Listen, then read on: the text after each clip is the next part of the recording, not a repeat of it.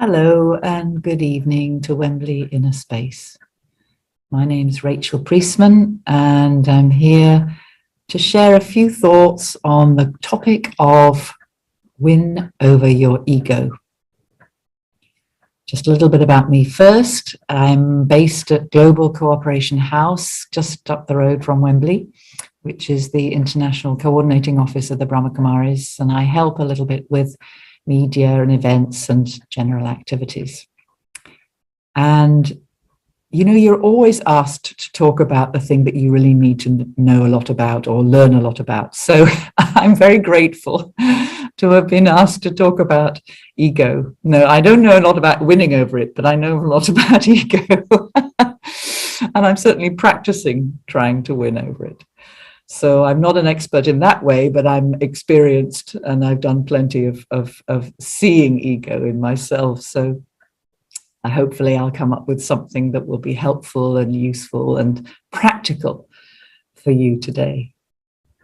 And it occurred to me when I heard about the topic, I thought, can you win over your ego? If I think I've won, then maybe ego has won. And I was thinking that actually humor in this topic is very important, because otherwise we get a bit heavy. And if we get heavy, then we can't really make any changes. We get stuck and rigid. So it's really important when you're talking about something that you feel a bit uncomfortable about to keep the humor and the lightness in there. And in fact, it occurred to me that probably 90%, if not more, of the jokes of the world are about ego. So yes, we'll definitely keep the humor in there. And it also occurred to me that I just was looking recently at a game of snakes and ladders, the children's game with snakes that take you down and ladders that take you up towards the winning point. And this was a spiritual version of it. So if you landed on a box that had a virtue like cooperation or compassion or generosity or whatever, then you would go up a ladder. And of course, if you landed on a vice like selfishness or greed or whatever, then the snake would take you down. And so what is the last box before you get to the finishing line, or the finishing box in this game of snakes and ladders? The last box is ego, and it's got a very, very long snake that takes you right down to the bottom. So I think it's generally thought that ego doesn't really go until the last minute. But we can definitely reduce it. We can definitely reduce it, but just that awareness that it can come back at any time, because I've probably been using ego as a coping mechanism, as a defense mechanism for a very, very long time. And of course, when you get into habits, then that's the thing that you reach for at times of need, at times of discomfort and pain. And so we have been reaching for our ego to protect ourselves. And, ego, the word I, so it's everything, it's kind of being self-centered. My needs, I need to look good. How am I doing? Is it fair? How do I compare with others? This is all about ego. And it's interesting that the letter I is just like that, a straight line, like a wall. And ego is, in fact, exactly that. Ego is a wall that separates me from, first of all, from my own true self, the spiritual being, a being of peace, a being of love, a being of wisdom, that eternal and natural self. And it also, of course, in my behavior and my speech and my vibrations, even, it separates me from other people. And so how do I dismantle that wall? Because I don't think it's a winning over ego or conquering ego is not a forceful thing. It's not an instant thing. It's little by little by little dismantling it, reducing it. I don't need that. It's okay. I can do something else. So it's the kind of painstaking, determined, persistent, courageous, patient. All of that is needed. But most of all, actually, compassion, understanding. Because my ego, or anybody else's ego, comes really from a sense of low self-esteem. I don't think I'm good enough. Because if you think about it, why do I need to look good to other people? Or why do I need to look better than other people? It's because I don't feel good inside myself. I don't think I'm enough. And the reason I don't feel good about myself is that there's some discomfort. There's some pain inside. There's some unease in my conscience that something isn't quite right in there, that, there are feelings that aren't healthy, that aren't kind, that aren't in line with that true nature of mine, the nature of peace and love and wisdom. So something I'm doing or saying or thinking is out of line with that, or has been. And that stays there like an imprint on the soul. It's like a dark stain. And that's what, when anybody says something that is not kind or that is not comfortable for me, it's like it triggers that pain inside myself. And so winning over ego is really about looking inside myself and dealing with the things that are uncomfortable, that I don't want to look at, that I'm trying to avoid, that I'm trying to cover up with my ego by puffing myself up, by looking, making myself look good and look better than I actually really think I am. But the strangest thing is that actually we are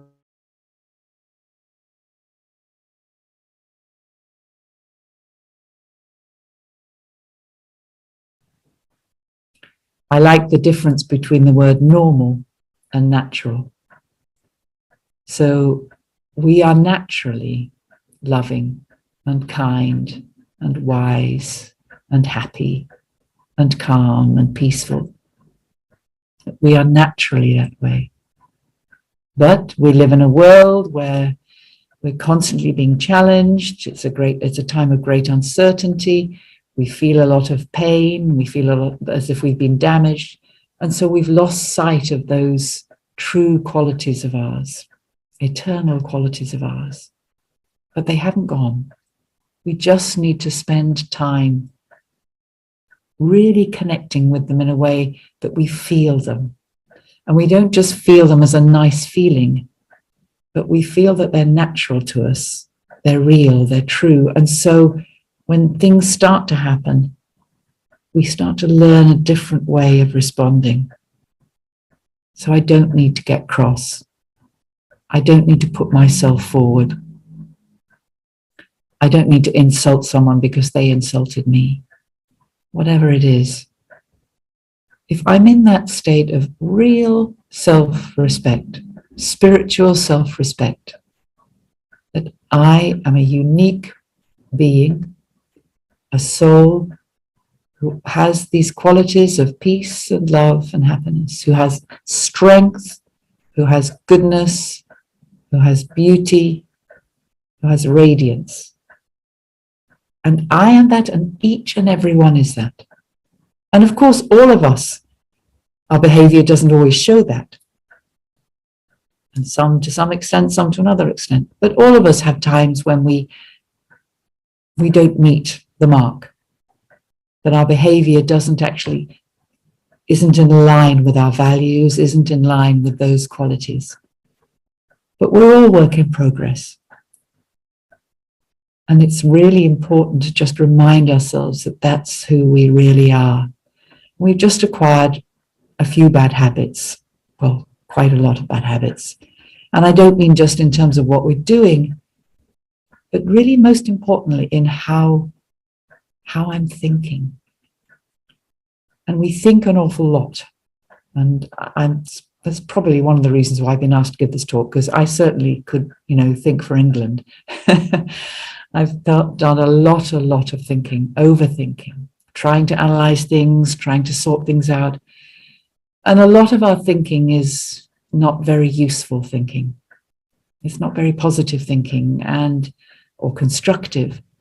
And quite often it's not very benevolent. It's not very kind. The kind of thinking it's the thinking that takes me down. I don't like this. This isn't fair.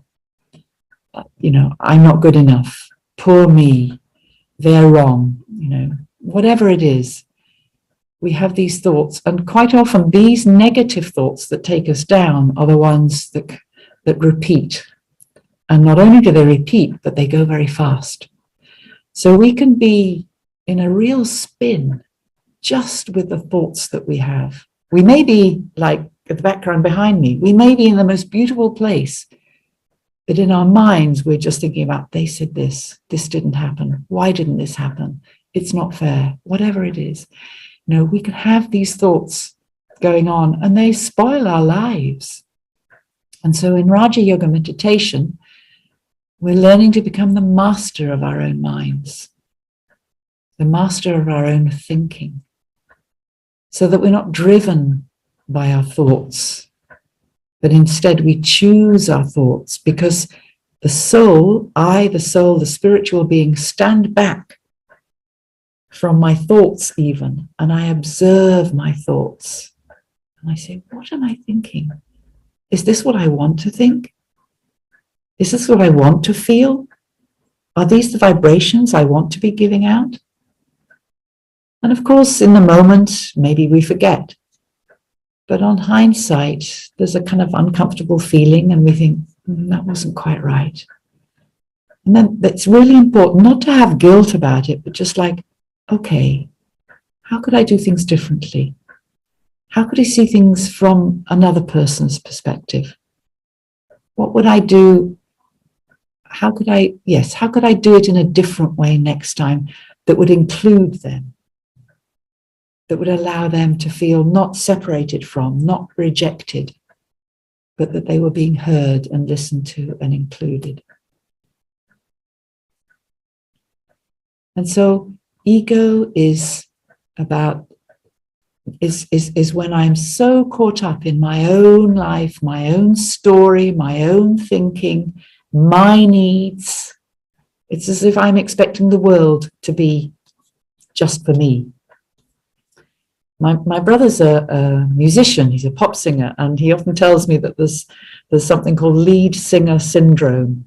So any lead singer in a pop band is quite often someone who has quite a lot of ego. And it's almost as if, we can go through times when we have lead singer syndrome. We think that we're the most important person in the band. In fact, we're the most important person in the room. But the fact is that everybody has a right, and everybody is an important person in the room.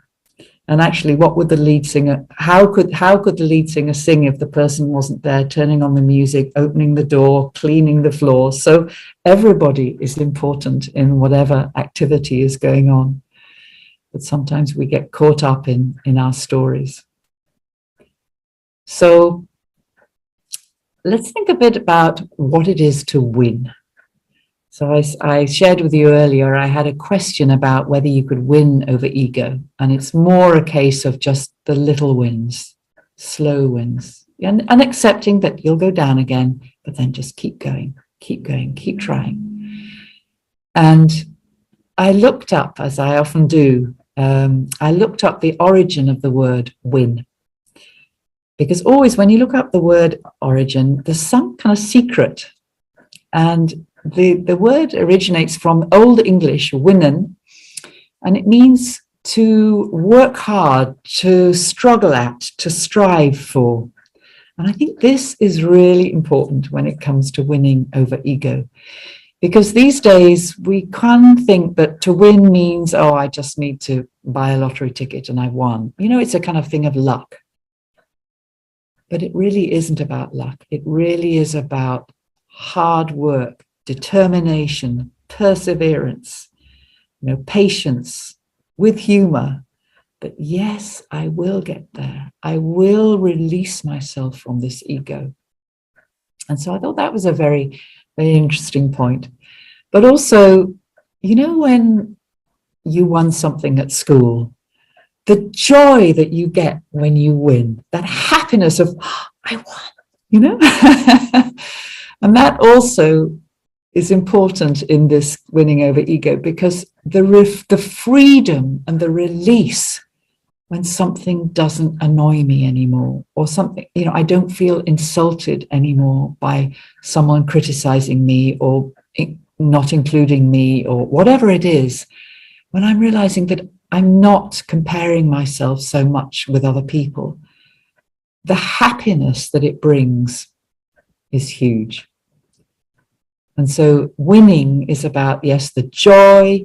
It's about, yes, it is hard work. And it's about little, patiently, again and again and again. So to think a little more about ego itself, we talked a little bit about what it is. But what does it mean? What does it mean when I have ego or someone else has ego? It actually means that I have very low self-respect. I have low self-esteem. It means that I don't value myself. And that's why I have to seek value by looking better than other people, or getting my way, or being bossy, being arrogant. And sometimes, there's two kinds of ego, because sometimes it's the ego of arrogance and superiority. I'm better than you. But sometimes it expresses itself in inferiority, in being suppressed, and in being, subservient. And it's a kind of like, but they're both forms of the same thing. They're both forms of ego, and they're both forms that are things that are based on low self-esteem. And they're both untrue. They're both false. Because I am neither superior nor inferior. Each one of us has our own value. But we've lost sight of that because we are what we call in Raj Yoga body conscious.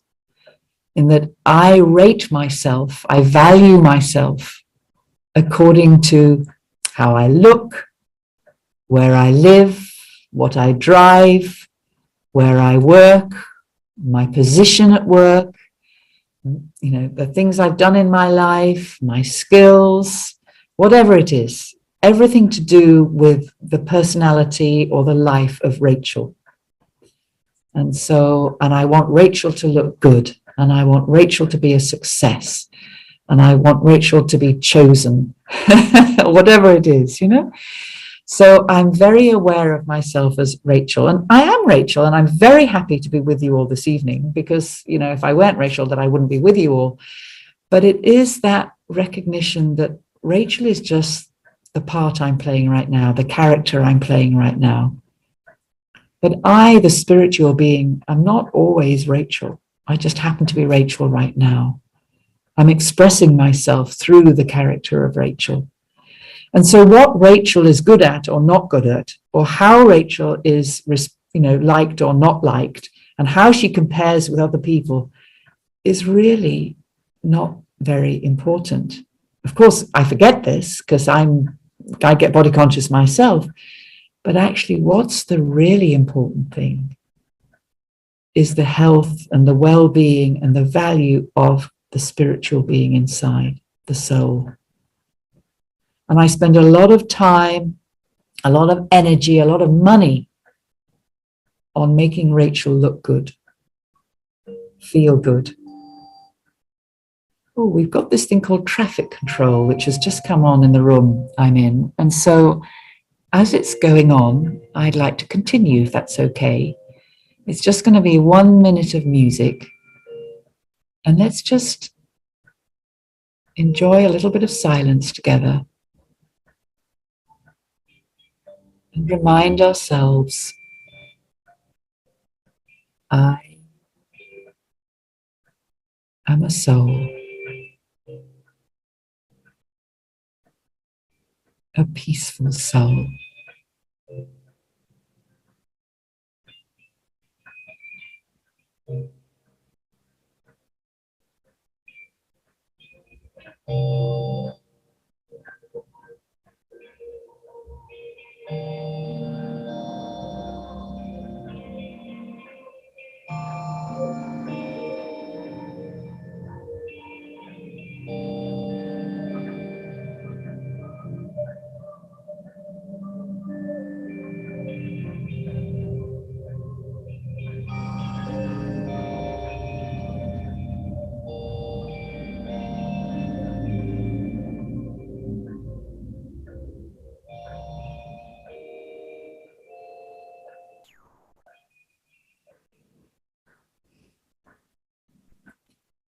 Thank you for that. I thought as the opportunity came for silence, instead of always just talking, we could actually just practice what we're talking about. And, you know, we can do this. We have this thing called traffic control in all our centers. And I'm in another room that I'm not usually in. And so I wasn't aware that this was going to happen, but that's fine. It's perfect that it did. And so in these centers, in all our centers, we have traffic control happening every hour on the hour, pretty much. Just to remind ourselves to just, whatever we're doing, just slow down, step back from the busyness, step back from what the thoughts were of activity or what I'm engaged with, what I'm deeply occupied with, and just remind myself of who I am, and bring myself to a state of peace. And it's very nice to do that with all of you just now. So thank you for that. And in a way that leads me very nicely on to, you know, just talking about, you know, the reasons behind my ego and how we can deal with that. So my ego really is there, as I say, I've used it as a defense mechanism. I've used it to protect myself. Somebody once said, ego is a carapace, like a hard protective covering that I use to protect myself in the absence of soul consciousness. So when I forget that I'm a soul, that's when I think I need this covering or this wall to protect myself. But if I spend time meditating, contemplating on spiritual values, in good company, then I start to feel and experience myself to be something different than what I look like, what I do, and all of those things that I was mentioning. Because that body consciousness, as we call it, is actually very limiting. It's like a straitjacket, in fact. I'm limiting myself to be something that some image that I've created of myself that is based on what I do, what I remember about myself, what people have said about myself. But actually to take myself much, much deeper into who I really am eternally. And when I do that, there is a self-respect that grows that is quite disconnected from the story of Rachel. That self-respect is based on the fact that I know my own goodness. I know my own truth. And I know what I want to do to come closer to that truth. And when I'm resonating with myself as a soul, as a being of peace and a being of love and a being of light, I feel quite differently about myself. And I respond differently to situations because I don't have to prove myself or protect myself.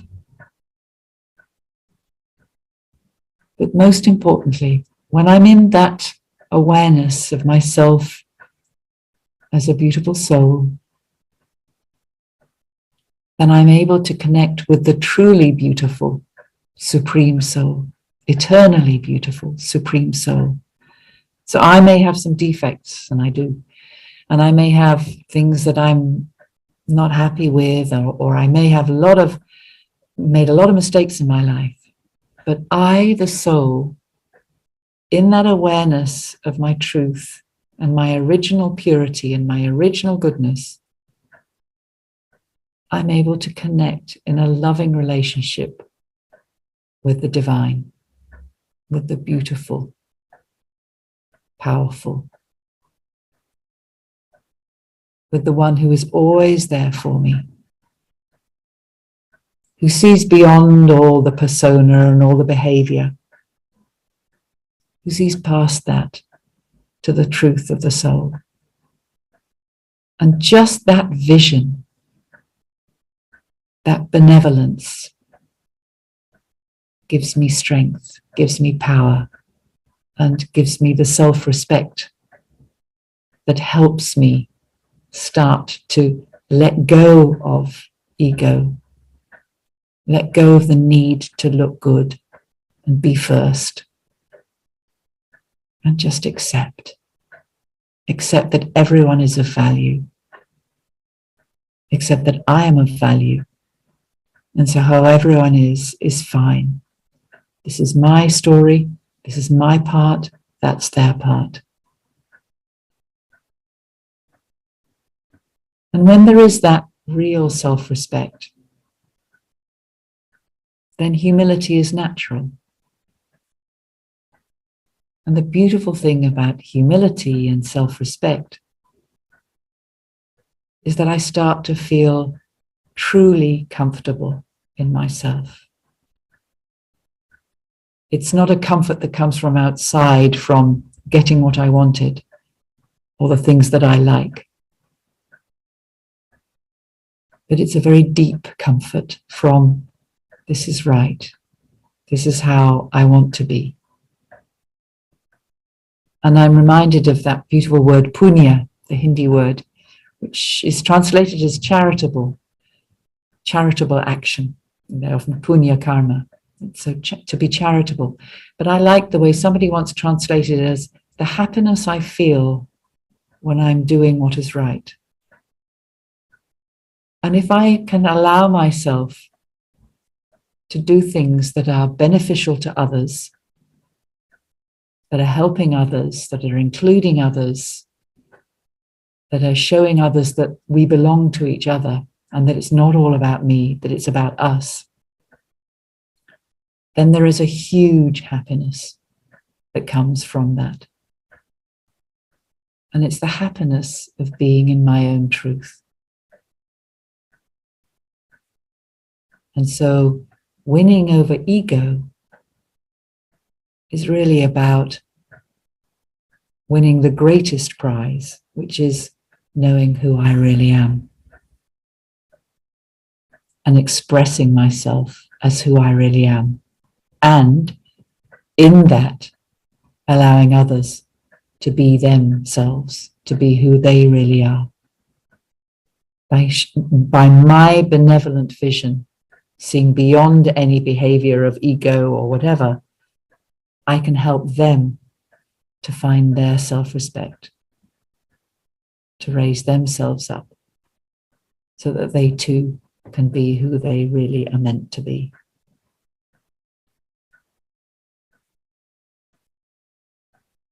And so in terms of the practice that I can do, what practical things can I do to help myself?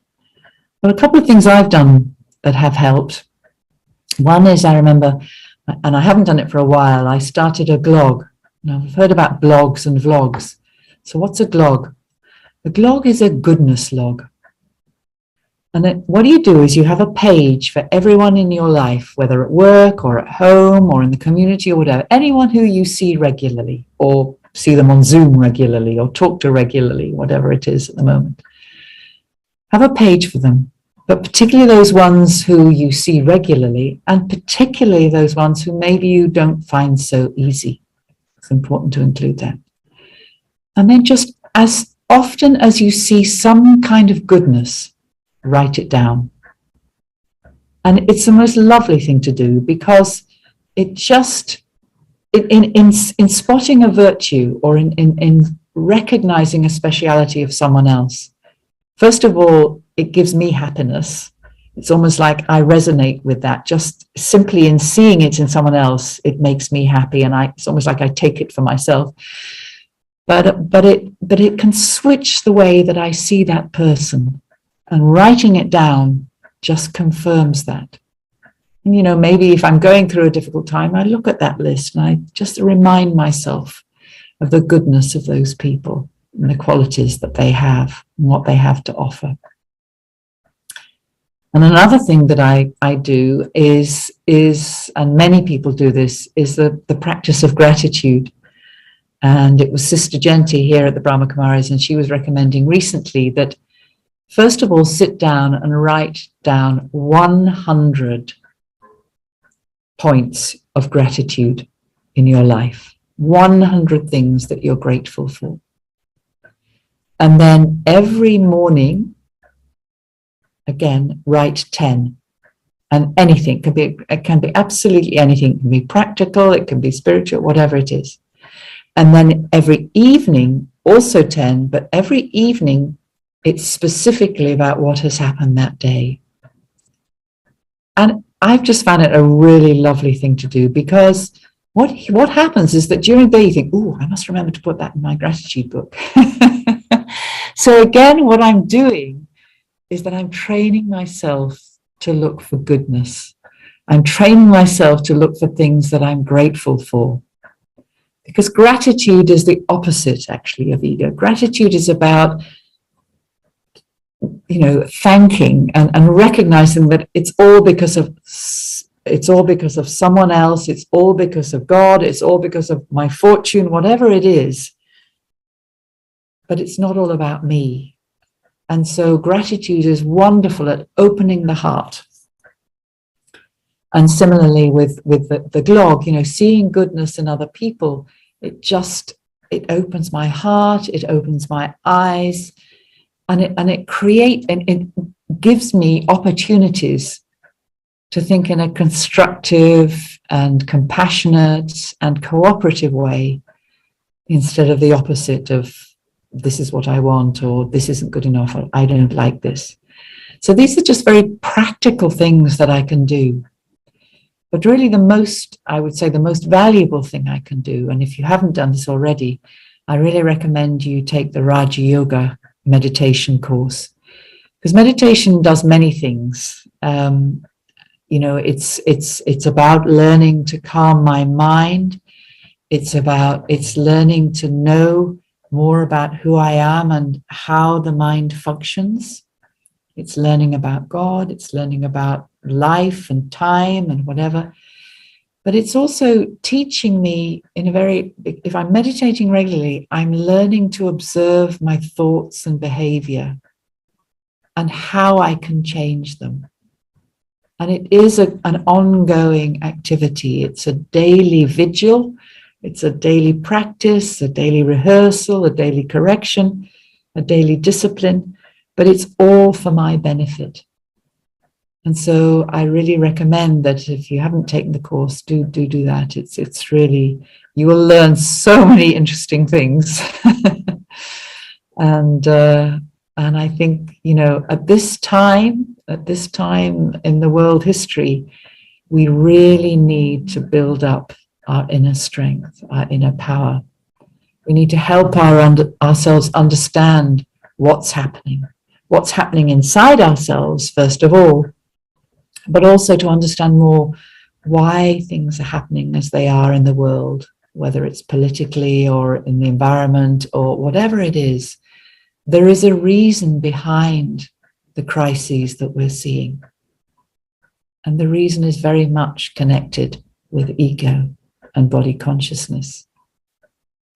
And so if I start practicing how to become soul conscious, how to be more aware of myself, but also other people as a soul, then I'm doing my bit to shift things back out of body consciousness into soul conscious, out of conflict and separation into belonging and harmony and peace. And so this is something that each one of us, and it's important that everyone does it. Every big brick is important. Each one of us can do to change our lives, but also if I'm able to stay peaceful, if I'm able to be compassionate, if I'm able to be inclusive and broad-minded, I will also change the lives of all those around me and even those beyond, because my actions are seen by others. Or, if I'm being kind, if I'm being considerate, everything has an impact, has an influence. And so my behavior, whether it's considerate or inconsiderate, compassionate or selfish, will have an impact on other people. And so what kind of an impact would I like to have? What kind of feelings would I like to have? What kind of a life would I like to have? These are all very important questions. And so spend time with yourself, particularly at the beginning of the day and the end of the day. Try and make quality time for yourself, to listen to your heart, to listen to your conscience, to observe what's going on in the mind, to review what happened during the day, and not with a critical, not with an angry, or not with a forceful or oppressive attitude, but to look inside with love, with compassion, but with real honesty. What's going on? What are my real intentions here? What am I expecting? What am I projecting onto others, blaming others for? When actually, maybe it's just I need to do a little bit more inner work. And the inner work is that spending time with myself. Spending time to look at the good first of all, remind myself of the goodness inside myself, of those qualities of peace and love and wisdom and joy, and my strengths and my courage and my abilities to tolerate, to be patient, to face whatever it is. Remind myself of my goodness and my strength. And then I'm strong enough to look at what isn't so acceptable to me anymore.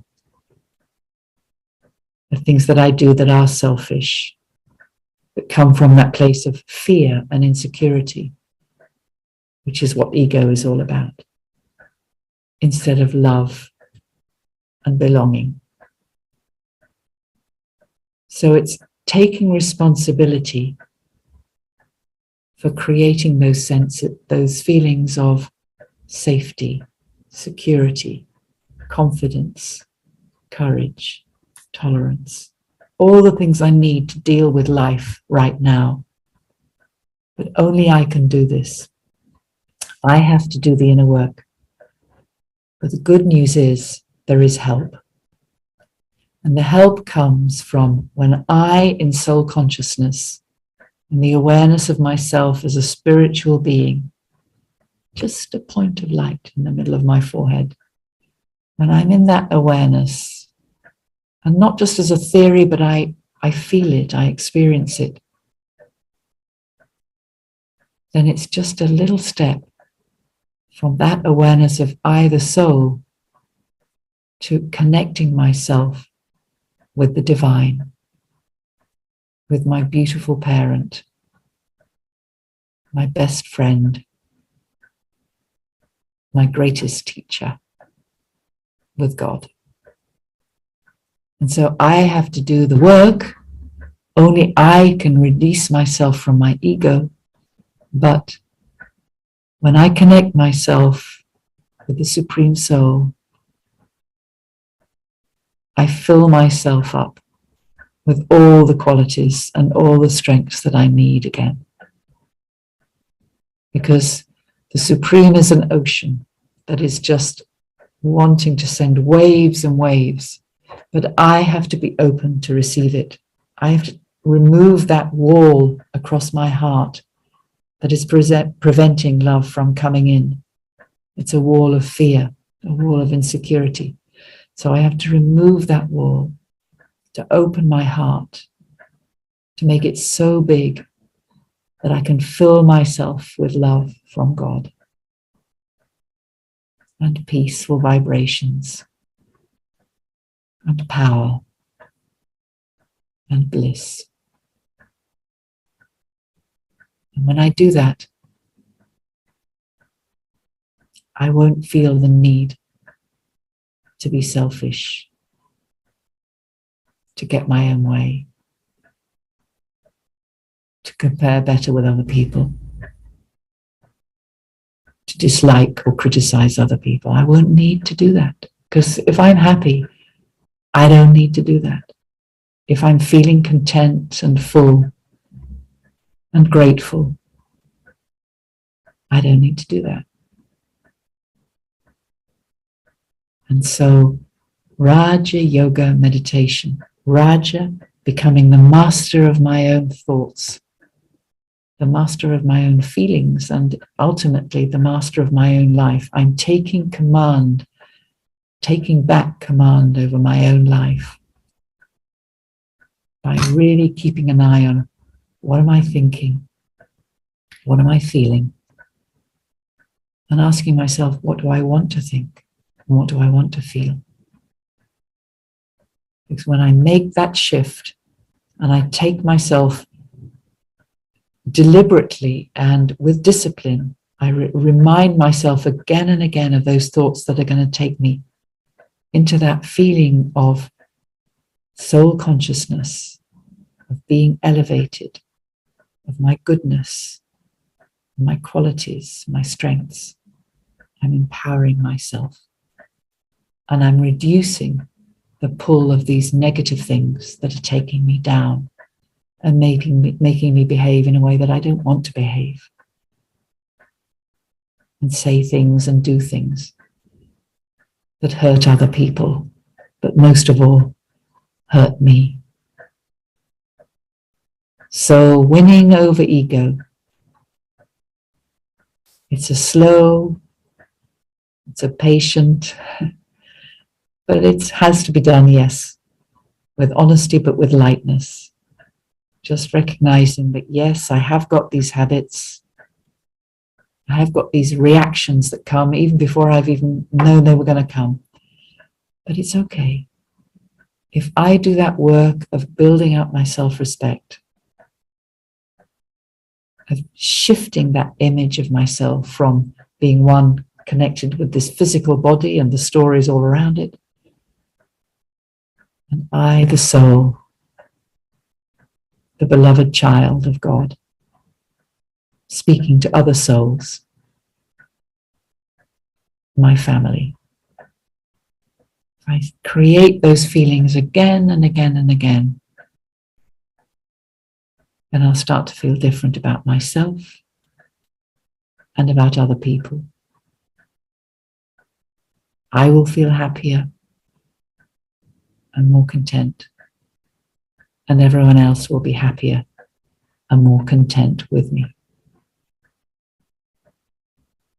And so I think I'm going to close now, and I'd like to just finish with a short meditation, if I may.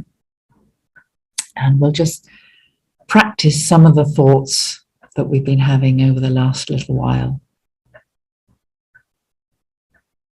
And so if you haven't meditated with us before, then you can either look at this scene behind me. It's a rather beautiful scene. It's from where our headquarters are in India. And so you can either rest your eyes on that scene, or you could even rest your eyes in the middle of my forehead and just imagine that you can see, you can't, but you can imagine that you can see the soul, or you could just rest your eyes anywhere in the room. If you prefer to be away from the screen, that's fine too. Just rest on something, maybe a flower or a candle or something beautiful. Not that you're actually looking at it or staring at it, But you're just allowing your eyes to come to a standpoint so that they don't move around and take up your attention. And the same is for your physical body, for your body.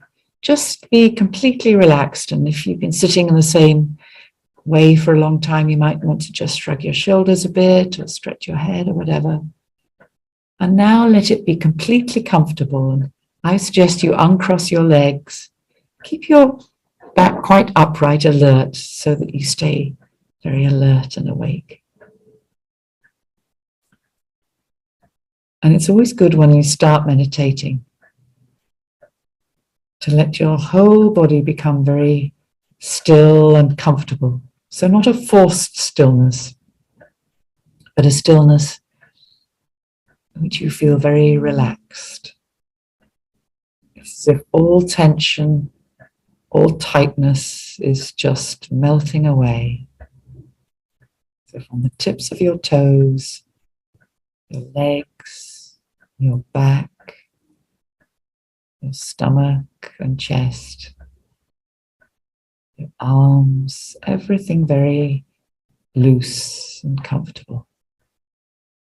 The back of your neck, your face, your eyes, your mouth, everything comfortable, everything still. So that just for these next few minutes, you don't have to do anything with your body. It's not going to demand your attention at all. And instead, I want you to focus your whole attention on imagining a point of light in the middle of your own forehead. Again, it can't be seen with physical eyes, but in your mind's eye, imagine a tiny, tiny point of light, like a laser beam, very powerful light, in between your eyes, in the middle of the forehead. And now, imagine that this tiny light is half the size that it was.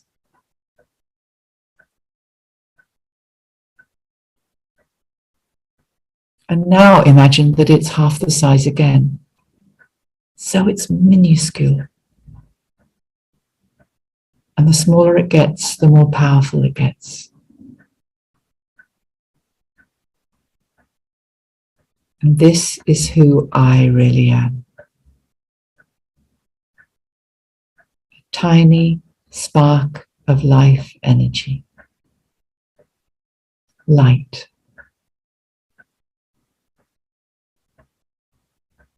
I'm in this body. I'm hearing words through my ears. I'm seeing through my eyes.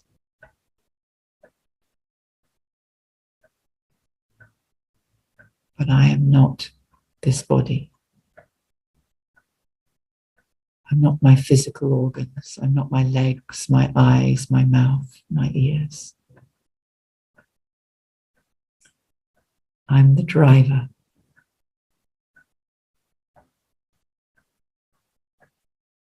I'm the one who's using this physical body.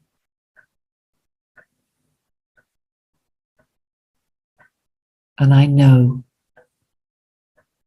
that my value lies not in this physical body. And the stories and the labels and the responsibilities and the roles of this physical body. My value, my true worth, is in the qualities that I have forever, eternally. And those are the qualities that the world needs most right now.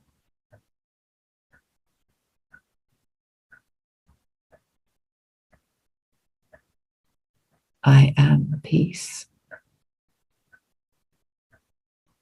I've been looking for it, not realizing that peace is within me. Peace is who I am.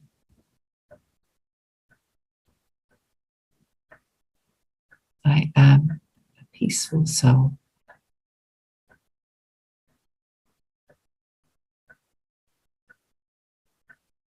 And I am loving.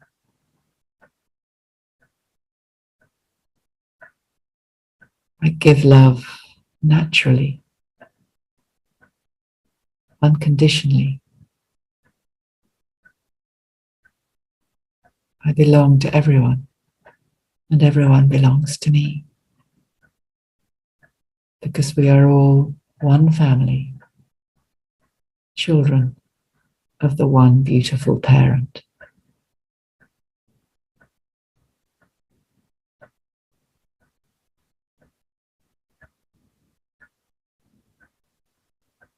And my happiness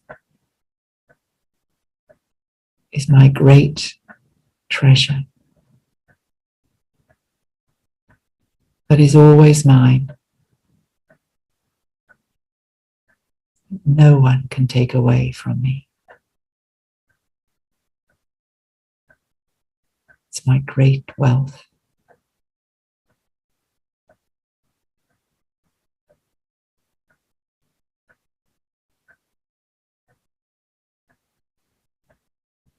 And I am naturally wise.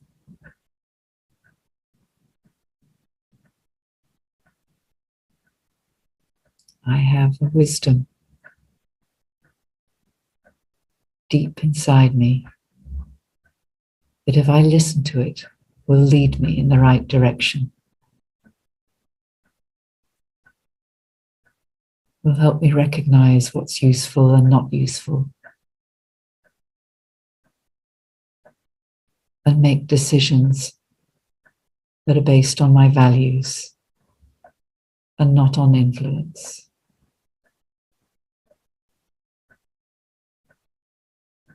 Not on insecurity, but on what I believe to be true.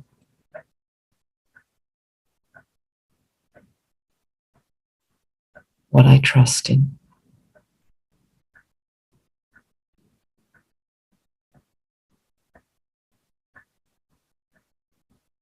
And I am a soul who has purity. There is always a part of me that is pure and beautiful and powerful. Pure in the sense of 100% full, 100% authentic.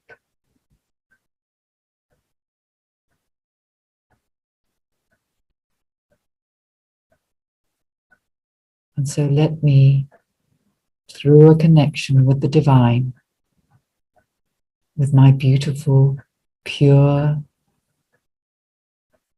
loving, wise, peaceful parent, through resonating with that beautiful soul, that beautiful consciousness that is the Supreme Soul.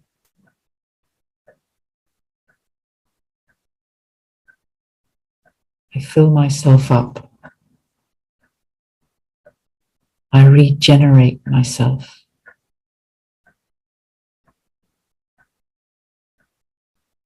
And I come back into my true self-respect.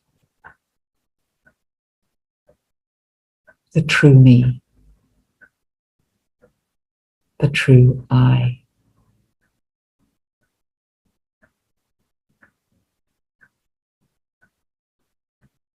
And in coming into that awareness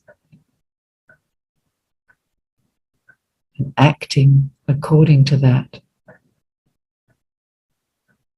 I will naturally help others to experience that true self as well, their own true self. And there is no greater charity, no greater kindness or compassion or generosity than to help another know their own real, true value.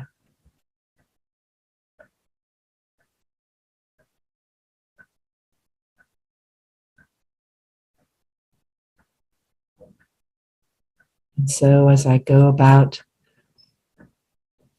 my work or in the house or whatever I'm doing over the next little while, let me practice seeing that tiny point of light in the middle of my forehead and what that means to me. But also imagine I can see it in others too. Help them to see and feel and experience that too.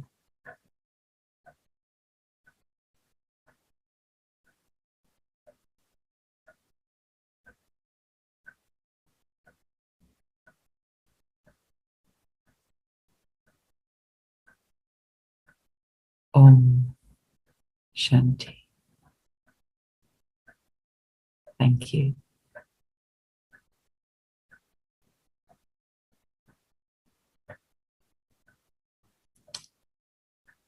And I hope that something this evening has resonated with you, has seemed useful or practical for you.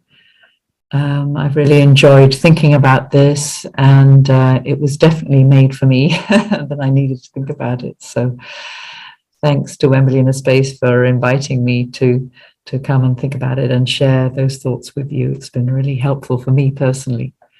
Now, I've got an announcement to make for next week. The program it's March the 1st, and it's the same time, 6:45, and it's a really very special program. The title is The Eternal Source of All Powers. And it's a program that's actually to mark the Hindu festival of Feburary, the night of Shiva. And it's remembering how humanity is able to overcome darkness and bring light with the help of God. And so it will be, I know it'll be a very special event. So I hope you can make it next Tuesday, the 1st of March, the eternal source of all powers. Same place. We hope very much to see you here. And thank you again very much for joining us this evening. Good night.